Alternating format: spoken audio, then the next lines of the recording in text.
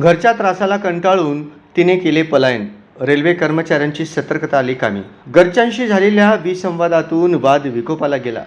दररोज आईबाबांचे भांडण आणि तिची होणारी घुसमट तिला आता असह्य होत होती. आपण घरून निघून जाऊ जेणेकरून आपल्या मनाला आणि शरीराला शांती मिळेल या हेतूने तिने घरातून पलायन केले. सोलापूर रेल्वे स्थानकावर बागलकोट यशवंतपूर एक्सप्रेस उभी होती. तिने कसलाही विचार न करता आपणाला फक्त आपल्या घरच्यांच्या त्रासापासून मुक्त व्हायचं हा सततचा विचार तिच्या डोक्यात होता. त्याच विचाराने ती ट्रेनमध्ये चढली.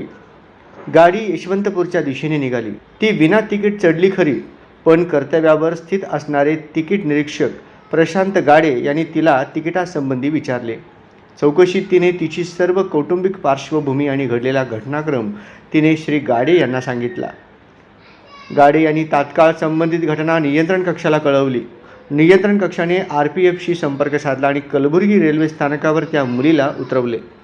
RPF आणि चाइल्ड केअर यांच्या मदतीने तिला तिच्या पालकांच्या स्वाधीन करण्यात येत आहे. कौटुंबिक क्लेश आणि घरात आपली वागणुकीचा एका नाबालिकावर किती चुकीचा प्रभाव पडू शकतो हेच यातून शिकण्यासारखे आहे.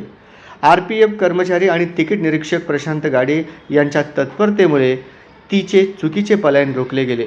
त्याबद्दल श्री गाडे यांचे कौतुक होत आहे. दिनांक 10 ऑगस्ट 2024 PR क्रमांक 2024/8/8 जनसंपर्क विभाग, मध्य रेल्वे सोलापूर विभाग यांनी हे प्रसिद्धीपत्रक जारी केले आहे.